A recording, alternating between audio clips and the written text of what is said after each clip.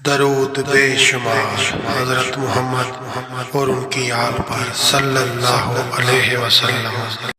अस्सलाम वालेकुम रहमतुल्लाहि व बरकातहू। दोस्तों, यकम मुहर्रमुल हराम का इतना ज़बरदस्त और आसान अमल बारे का आपको बताने लगा हूँ कि बमुश्किल 5 से 10 मिनट आपने करना है, ठीक है, और एक बार करना और सारा साल इसकी बरकतें ही बरकतें आपके ऊपर, आपके अहल के ऊपर पड़ेंगी।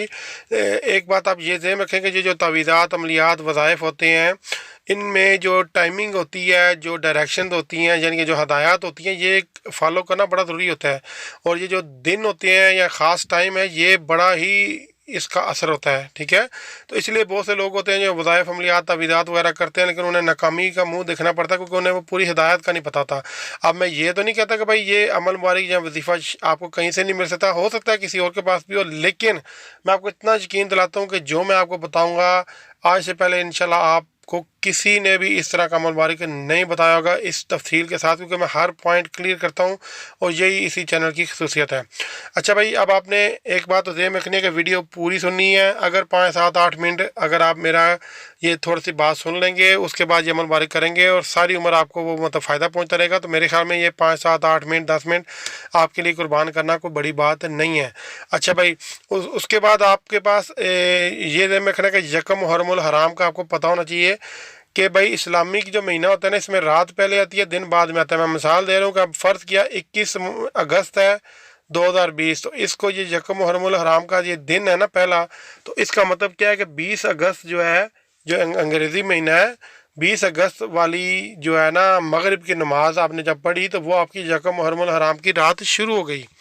तो आप यकम मुहर्रमुल हराम की रात से लेकर जो मतलब अगली जो मगरिब है उस टाइम, यानी कि यकम मुहर्रमुल हराम का जब दिन गुजरने के बाद जब मगरिब आएगी, तो उससे पहले पहले आपने ये अमल मुबारक पूरा करना, क्योंकि मगरिब की यकम मुहर्रम की जब दिन के बाद जब मगरिब की नमाज आएगी, तो वो फिर 2 मुहर्रमुल हराम हो जाएगी, ठीक है। ये बताना बड़ा ज़रूरी होता है भाई।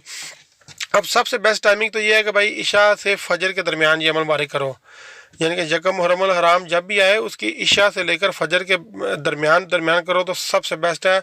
और मैं रिकमेंड करता हूँ कि भाई तहज्जुद का टाइम कर लें, मतलब ये आपके ऊपर है कि भाई, लेकिन फजर से पहले ये ख़त्म करना है। और क्या है कि भाई सिर्फ 5 मिनट का है।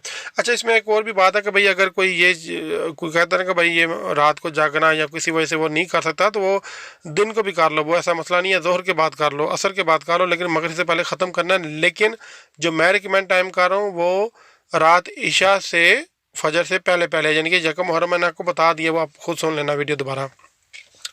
अच्छा भाई, आपने करना क्या है, एक पेपर लेना है, ठीक है। सॉरी, सबसे पहले तो आपने 2 नफल हाजत पढ़ने हैं। 2 नफल हाजत पढ़ने के बाद आपने अल्लाह ताला से दुआ, 2 नफल हाजत इस नीयत से पढ़ने हैं कि अल्लाह पाक ये मैं अमल इस नीयत से करने लगूँ कि मेरे ये हाजत पूरी हो। अच्छा, हाजत कौन सी पूरी होनी है भाई? हर हाजत, जो भी जायज़ हाजत है वो आपकी पूरी होगी। घर में अगर लड़ाई झगड़े, बदमतगी वगैरह कुछ भी हो रही है तो वो भी ख़त्म हो जाएगी।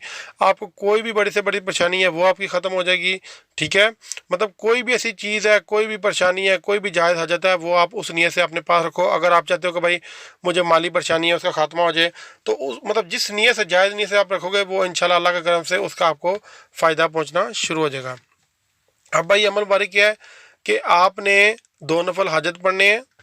2 नफल हाजत पढ़ने के बाद आपने अल्लाह ताला से दुआ करने की, अल्लाह पाक ये जो मैंने नफल इस नीयत से, यानी कि नफलदारी बात आपने पढ़नी इस नीयत से, मैंने आपको पहले बताया। फिर आपने दुआ करने की, अल्लाह पाक ये जो मैं अमल करने लगूँ मुझे इसमें बरकत डालना, क्योंकि मेरे में इतनी कोई वो क्वालिटी नहीं है, तेरा करम होगा तो मैं मतलब कुछ कर सकता हूँ, ठीक है।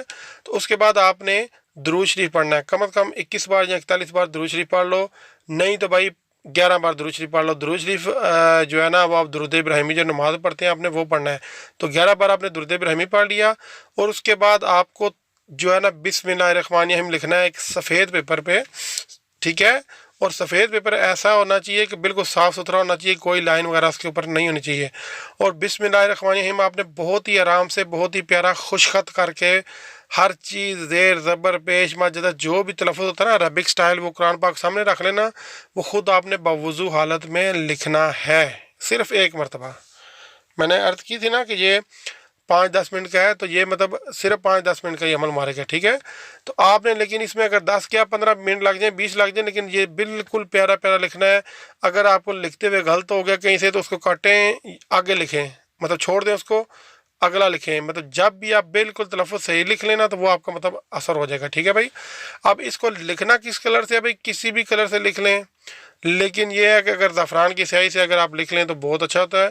ज़फ़रान की स्याही कैसे बनती है भाई, ज़फ़रान की जो पत्तियाँ हैं वो ज़फ़रान ले लें पंसार स्टोर से, ज़फ़रान में हरके गुलाब मिक्स कर लें, ज़फ़रान को आप हाथों से मैश करें, मतलब उसको बिल्कुल बारीक सा कर लें और उसमें हरके गुलाब वो आप मिक्स करके रख दें थोड़ी देर, तो वो मतलब स्याही तैयार होती है। अगर उसका आप थोड़ा सा पानी में गर्म करेंगे तो वो मतलब थोड़ी सी वो गाढ़ा रंग देगी, और उसको आप किसी दरख्त की टहनी वगैरह के साथ, मतलब ये जो फलदार दरख्त होते हैं ना, ये अमरूद अनार वगैरह, उसकी टहनी से, या ये जो मार्कर सॉरी कलम होता है उससे आप लिख सकते हो।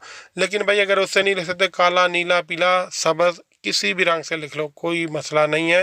लेकिन इसको आपने लिखना बहुत ही प्यारे तरीके से है। ठीक है भाई।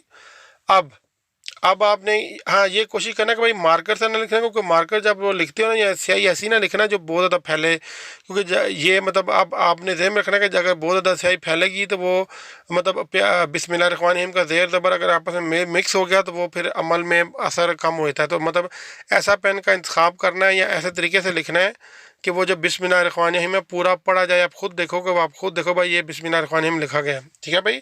अब आपने ये सिर्फ एक बार लिख लिया, उसके ऊपर बाद आपने 11 बार दुरूद शरीफ पढ़ा हुआ तो दोबारा 11 बार दुरूद शरीफ पढ़ो और अल्लाह ताला से दुआ मांगो। ठीक है।